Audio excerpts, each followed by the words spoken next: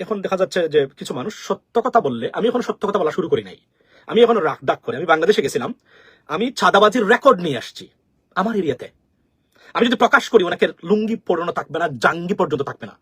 এখানে এসে যারা বলছেন আমারে যে গুপ্ত জামাত, you should fuck yourself and fuck your entire family. And also, you motherfucker son of bitch, shut your fucking mouth, okay? Make sure when you say something to me, think twice before you telling me anything else. If I become wild like Pinaki Bhattacharya and others, it'll be devastating for you. Trust me. Because my channel is different than theirs. I'm gonna go to State Department, I'm gonna go to the European Union, and I'll fuck your ass every single day. So make sure, when you talk about me, talk with great respect and dignity that I deserve, motherfucker son of bitch. Sorry for my language. So, জামাতের সমাবেশ বাংলাদেশের ইতিহাসে সবচেয়ে the largest সমাবেশ বা meeting যেটা তারা বা গ্যাদারিং এটা জামায়াত করলো গতকালকে। এটা নিয়ে আমি দেখলাম যে আমরা আওয়ামী লীগ পেয়েছিল মুজাম্মেল বাবু, ধ্বংস করে দিয়েছে আওয়ামী লীগকে। আর বিএনপি পেয়েছে কিছু মুজাম্মেল আলম নামদারি কিছু সোশ্যাল মিডিয়া অ্যাক্টিভিস্ট। বিএনপি সে একই পথে হাঁটতেছে বর্তমানে।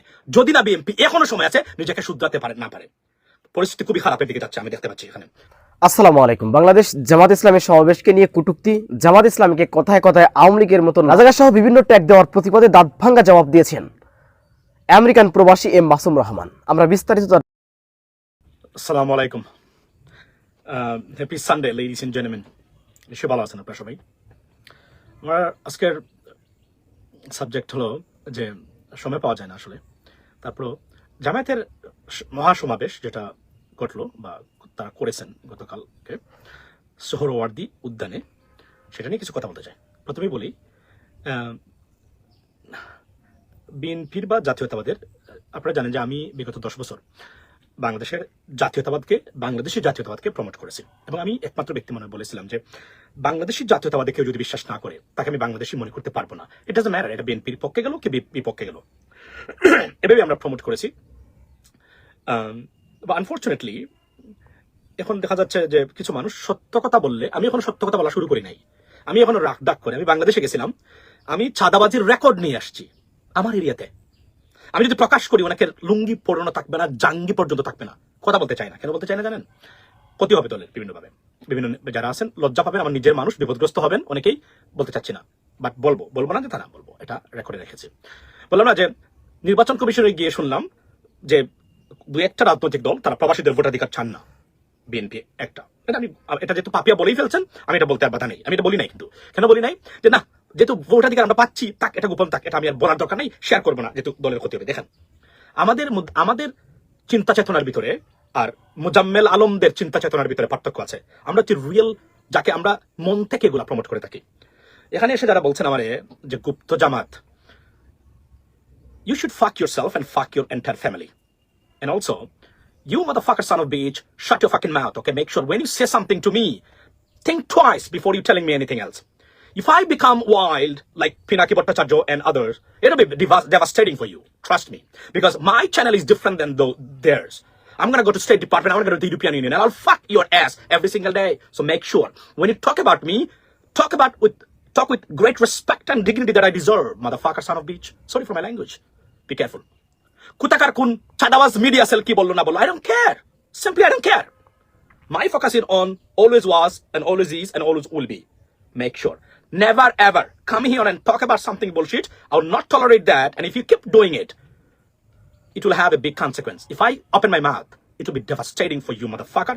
The disgusting and disgraceful politicians and political establishment. By the way, let me talk about this today's issue, ladies and gentlemen. So, জামাতের সমাবেশ বাংলাদেশের ইতিহাসে সবচেয়ে দ্য লার্জেস্ট সমাবেশ বা মিটিং যেটা তারা বা গ্যাদারিং এটা জামায়াত করলো গতকালকে। এটা নিয়ে আমি দেখলাম যে আমরা আওয়ামী লীগ পেয়েছিল মুজাম্মেল বাবু, ধ্বংস করে দিয়েছে আওয়ামী লীগকে। আর বিএনপি পেয়েছে কিছু মুজাম্মেল আলম নামদারি কিছু সোশ্যাল মিডিয়া অ্যাক্টিভিস্ট। বিএনপি সে একই পথে হাঁটতেছে বর্তমানে। যদি না বিএনপি এখনো সময় আছে নিজেকে শুধরাতে পারে না পারে, পরিস্থিতি খুবই খারাপের দিকে যাচ্ছে, আমি দেখতে পাচ্ছি এখানে। অনেকগুলো রিপোর্টস আমার কাছে আছে, আমি will talk about letter. So জামায়াতের ঐতিহাসিকভাবে জামায়াত এই সমাবেশ, যদিও মুজাম্মেল আলমরা ফটো দিয়েছে, এখানে নাকি 32,000 মানুষ জমায়েত হয়েছে। নাও দ্য কোয়েশ্চেন ইজ, আমি কি জামাতকে প্রমোট করার জন্য এখানে আসছি? নো।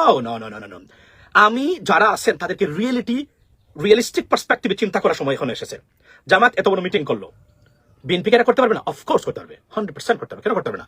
করতে পারবে। কিন্তু এটাকে ছোট করে দেখানো যে সোশ্যাল মিডিয়া অ্যাক্টিভিস্টরা বিএনপি দিয়ে দিচ্ছেন দায়িত্ব, তারা বিএনপিকে ঠিক আওয়ামী লীগের পথেই নিচ্ছেন, কিন্তু বিকজ এটা এক ধরনের পথভ্রষ্ট করা, বাস্তবতা থেকে দূরে রাখা। যেমন শেখ হাসিনাকে তারা রেখেছিলেন, পরিণতি কি হয়েছে? Destroyed, done, fact completely. So be careful, এটা বুঝার সময় এসেছে। এবং সত্য কথা বললেই আপনি এসে বলবেন গুপ্ত জামাত এই সেই। তো আপনারা তো যারা বলেন, আপনারা তো ওই ইশরাক গতকালকে বলেছে তার দাড়ি ছিল ইনশাল্লাহ মাশাল্লাহ বলতো, তাকে বলছে তারা শিবির করে, আওয়ামী লীগ বলতো।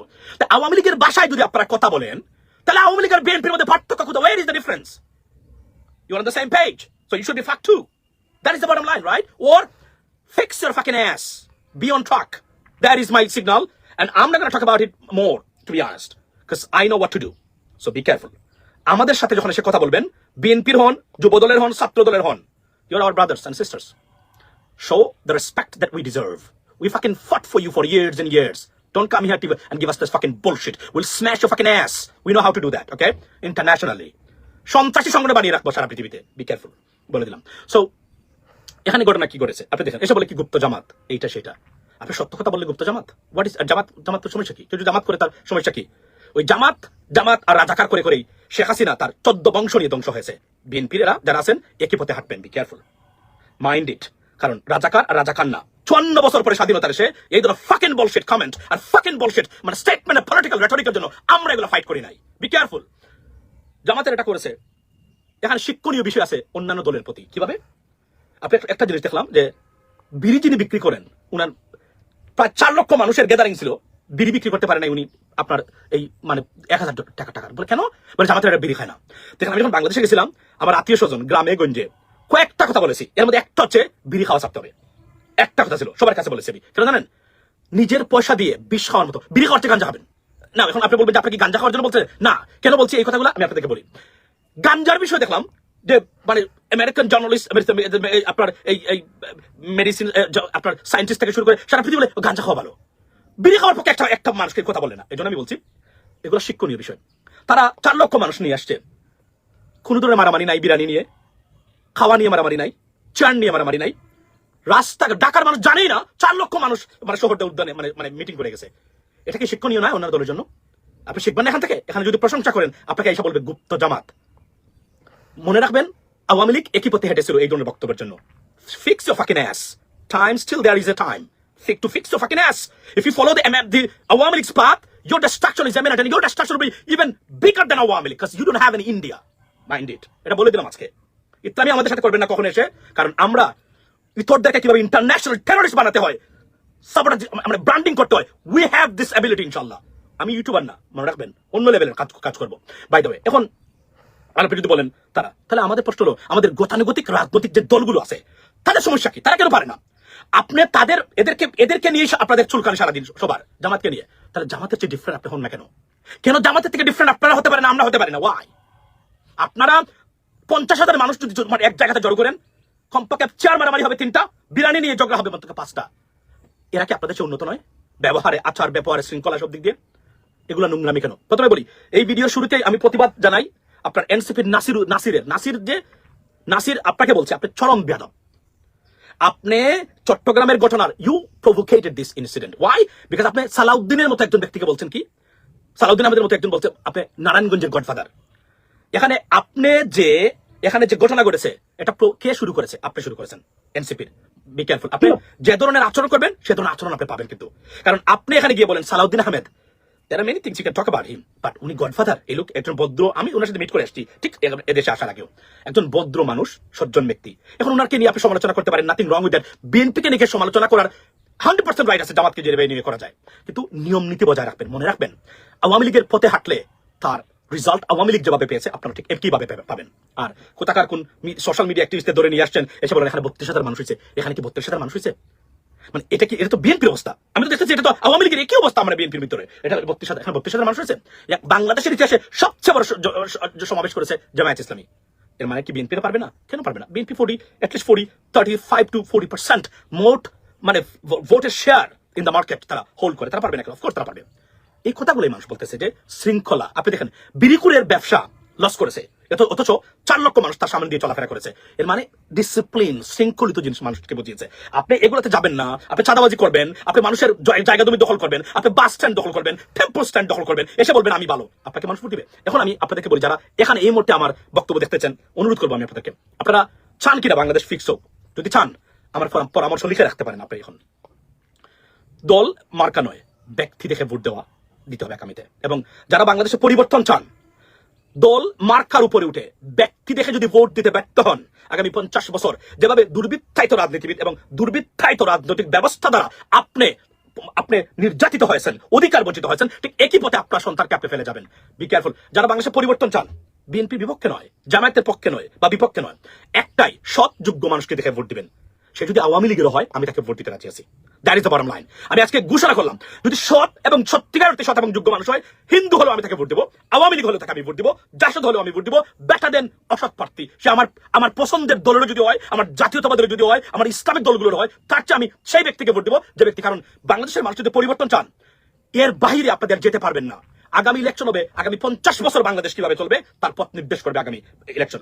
এই ইলেকশনে যদি ভোট দিতে ব্যর্থ হন, সঠিক মানুষকে সংসদে দিতে ব্যর্থ হন, মনে রাখবেন আগামী 50 বছর এবং এই 50 বছরে বাংলাদেশের অস্তিত্ব কোন জায়গায় যাবে? কেননা রিসোর্স কমতেছে, জনসংখ্যা বাড়তেছে, অনেকগুলা বিষয় আমাদের সামনে challenging. Bangladesh will be in a big challenge, will face a big challenge, trust me. কিন্তু আমাদের রাজনীতিবিদরা এটা আপনার বুঝতে ব্যর্থ হচ্ছেন। এখানে আরো একটা জিনিস আমি বলে রাখি আপনাদেরকে, সেটা হলো গতানুগতিক রাজনৈতিক ব্যবস্থা, গতানুগতিক রাজনৈতিক নেতৃত্ব দ্বারা বাংলাদেশে কোনো পরিবর্তন আসবে না। লিখে নিতে পারেন, please write it down right now on a piece of paper. গতানুগতিক রাজনৈতিক ব্যবস্থা এবং নেতৃত্ব দ্বারা বাংলাদেশে কোনো পরিবর্তন আসবে না, গ্যারান্টি দিয়ে বলতে পারি, এখন লিখে দিতে পারি আপনাদেরকে। এটা আমার অ্যাসেসমেন্ট এবং research on political thought or outlook. What will be the political outlook in next 10 to 20 years? That is my assessment. Impossible. কেননা তাদের কথাবার্তা, আচার আচরণে, চিন্তা চেতনায় কোনো পরিবর্তন এসেছে বলে আমি দেখি নাই বা আমার মনে হচ্ছে না। Therefore, there will be no changes. How you can do exotic parliament? What is exotic parliament? Let me tell you what exotic parliament. বর্তমানে তো একটা জিনিস, যে দুটো দল, প্রধান বিরোধী দল আর সরকারি দল, তাকে তারা এখন মিক্স এন্ড ম্যাচ, সব মানুষের থেকে ভালো মানুষদেরকে আপনারা সংসদে পাঠাতে হবে, এখানেই ফাইট হবে, এখান থেকে পরিবর্তন সাধিত হবে। যদি আরো একটা দল, যে দলই হোক না কেন, তারা গিয়ে এককভাবে তারা সংখ্যাগরিষ্ঠ অর্জন করে সংসদে যায়, নিশ্চিত করে বলতে পারি বাংলাদেশে কোনো পরিবর্তন আসবে না। পরিবর্তনের একটাই উদাহরণ এবং একটাই উপদেশ, সেটা হচ্ছে মিক্স এন্ড ম্যাচ এবং সৎ এবং যোগ্য প্রার্থী। আপনারা দেখবেন রাজনৈতিক দলগুলো বলবে দল ক্ষমতায় গেলে এই দলের যদি এমপি না থাকে তাহলে আপনার উন্নয়ন হবে না। নো, এটা একটা ভুল ধারণা। এটা বলে তারা, মনে রাখবেন, you are going through a political imperialism, অর্থাৎ দুর্বৃত্তায়িত রাজনৈতিক ব্যবস্থার সাম্রাজ্যবাদের ভিতরে আপনারা অবস্থান করতেছেন এবং আপনার সন্তানরা এভাবে চুষে খাবে এই দূষিত, ডিসফাংশনাল, অসুস্থ রাজনৈতিক ব্যবস্থা। এখান থেকে বেরোনোর একটাই পথ, সেটা কি? ভালো মানুষকে ভোট দিবেন আগামীতে। আমি আবার বলছি, সে যদি আওয়ামী লীগের হয়, মনে করেন ভালো মানুষ, যদি আপনারা মনে করতে পারেন, বা ইট ইজ ওয়াইডলি বিলিভড যে আওয়ামী লীগের হলে ভালো মানুষ হবে কিনা, এই সন্দেহটা থাকবে। I understand that and I buy it, I accept it. Hindu যদি হয়, বৌদ্ধ যদি হয়, ভালো মানুষ হয়, vote for him, vote for her. Vote for her বলি না, কেননা যত কম মহিলাদেরকে সংসদে পাঠাবেন, কেওসের নাম্বার 1 মানে নাম হচ্ছে মহিলারা, এদেরকে কম পাঠাবেন, যত কম পাঠাবেন মহিলাদেরকে সংসদে তত ভালো। হুদাই এর ঝামেলা সৃষ্টি করবে এই সংসদে গিয়ে, কাছাকাছি কিছু হবে না। কারণ মহিলা নেতৃত্ব থেকে আগামী 50 বছর বাংলাদেশের মুক্তি চাই আমি। এখন আপনি বলবেন আমি কি মহিলা বিদ্বেষী? নয়, নট এট অল। বাট সমস্যা হলো, উনারা তো আমাদেরকে পরিবর্তন দিতে ব্যর্থ হয়েছেন। উনারা স্বাধীনতার পর থেকে বাংলাদেশটাকে তারা পরিচালিত করেছেন, কিন্তু পরিবর্তনের কোনো জায়গা আমরা দেখি নাই। গুণগত কোনো পরিবর্তন হয় নাই বাংলাদেশে। আমি বাংলাদেশ মাত্র ভিজিট করে আসলাম, প্রতিটা জায়গা থেকে আমি যা দেখে এসেছি আটকে ওঠার মতো। স্বাস্থ্য ব্যবস্থার অরাজকতা, রাস্তাঘাটের অরাজকতা, ট্রাফিক ব্যবস্থার অরাজকতা, খাদ্য বেজালের অরাজকতা, দ্রব্যমূল্যে দামের অরাজকতা, সবকিছু তাও তো কন্ট্রোলের ভিতরে আছে। যে অবস্থা দেখে এসেছি, বিশেষ করে রাস্তাঘাট সহ গুণগত কোনো পরিবর্তন বাংলাদেশের মানুষের হয় নাই।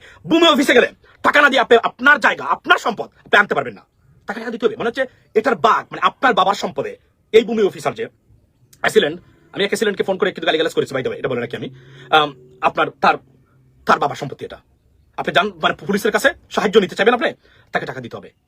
তো আপনার 50 বছরে এই গুণগত, আমি আপনাদেরকে বলি, আমি যদি এখন দায়িত্ব পাই বাংলাদেশে, ফর এক্সাম্পল, আমি কোনো বড় প্রজেক্ট নেক্সট 10 ইয়ার্সের ভিতরে বাংলাদেশে নেবই না, তাহলে কি করবো? আমি যেটা করবো সেটা হচ্ছে ইনস্টিটিউশনাল রিফর্মস, যেগুলো আমাদের দরকার, অর্থাৎ রাষ্ট্রীয় প্রতিষ্ঠানের গুণগত পরিবর্তন যদি হয়, আপনার উন্নয়ন খান টানলে যাবে, মাথা আসে। ঠিক এভাবে এই কথাগুলো বিগত 7 বছর ধরে একটানা বলে আসছি।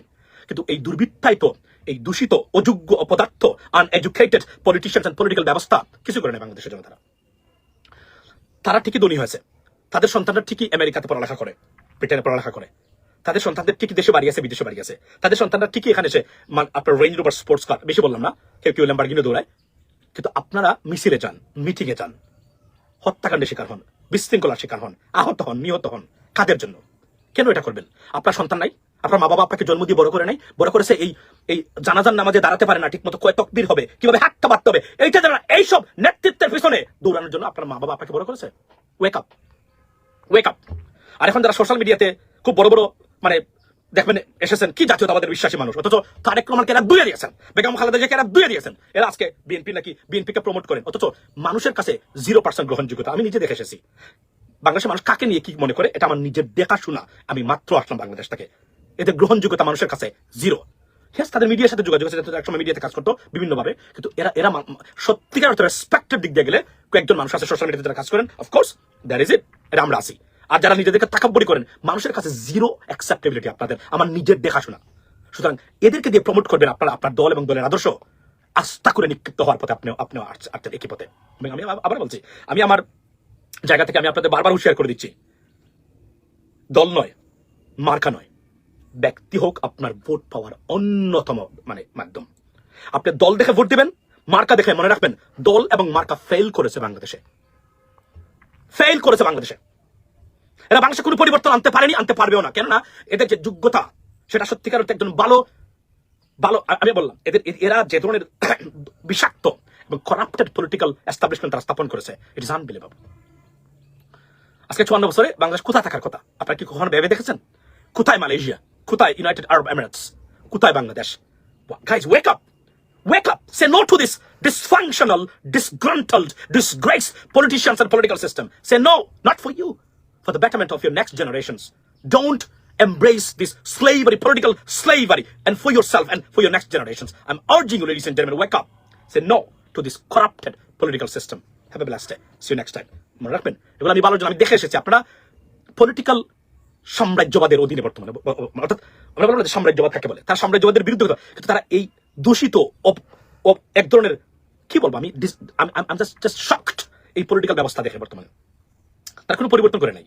আওয়ামী লীগ 17টা বছর ছিল, ইনফ্রাস্ট্রাকচার কিছু ডেভেলপমেন্ট করেছে তারা, সেগুলো কি, সেগুলো তো তাও তো দুর্নীতিগ্রস্ত ছিল, কিন্তু প্রাতিষ্ঠানিক গুণগত পরিবর্তন না যদি আসে, কোনো পরিবর্তন আসবে না আপনার জীবনে। মনে রাখবেন, infrastructure development is not the core principal of development. Is the core principle of developing of a country is that how you reform your institutions, and they destroyed your institutions.